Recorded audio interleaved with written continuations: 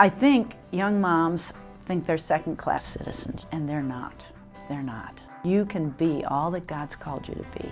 Just walk through those open doors and be brave. Try new things. Any wife, any mother can use their home for ministry. And you know, the early church didn't have buildings. They were kicked out of the synagogue and they minister out of their homes. And you couldn't be an elder in the early church unless your husband was known for his hospitality. Why was that? Because they worked out of their homes. And as people came into their homes, they marveled, it says in the book of Acts, how they loved one another and broke bread together.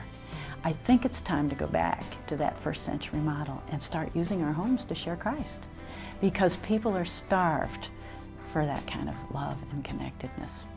And that's sort of how Entertaining for Eternity was born. Anybody can use their home, you know. And many times women think, I don't have a nice enough house, it's not very big, I don't have pretty china. And you know, the Lord doesn't care. Just use what you've got. Because when someone comes into your home, they aren't noticing that stuff. They're noticing that you love them and you care about them. So God can use any kind of home.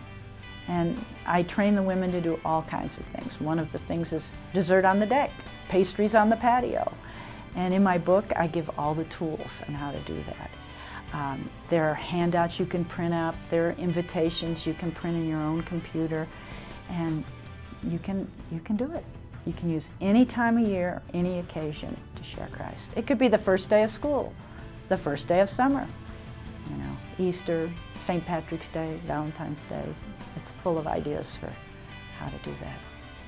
And I noticed, you know, I don't know if this is true in every part of the country, but in the last 25 years, I've noticed as I invite women to things that are Christian, they don't want to go to the Christian whatever. But if I ask that same lady for a cup of tea or a cup of coffee at my house, or invite that couple over for dessert, they're there in a minute because they're starved for love and connectedness. And when you build relationships with people like that, they become curious about who you are. I say, I'm surprised every time that God can use little old me in someone else's life. I have one really fun story that goes with Entertaining for Eternity. A new couple moved in next door. And we just loved on them, you know. We took them a loaf of bread and some homemade jam on moving day and talked across the fence, and, you know, my husband would plow their driveway with his little riding mower, and just we're good neighbors to them. And it just, I don't know, out of the blue, I just said, have you guys had breakfast? And they said, no. I said, well, come on over and we'll have breakfast together. And so the young couple came over and we had a wonderful time. I just scrambled some eggs, you know, made some French toast with it. And then I just said, Kelly, I'm starting a neighborhood Bible study. Would you like to come? She says, I've never been in a Bible study and I don't have a Bible. Can I still come? I said, sure. 9 months go by, the end of the season, we go on retreat with our church, and Kelly comes and she prays to receive Christ at the women's retreat. Not only that, but Kelly's mom has come to know the Lord over a cup of tea in my kitchen.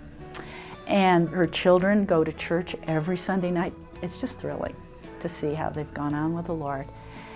All because I was gutsy enough to say, have you had breakfast? You want to come over?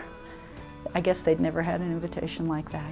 And so I want to encourage women to go ahead. Any wife, any mother can be used by the Lord by just being faithful and stepping out when you've got a prompting of the Holy Spirit to have a coffee in your home or a dessert for couples in your home. Go ahead. When you get these crazy ideas, go for it.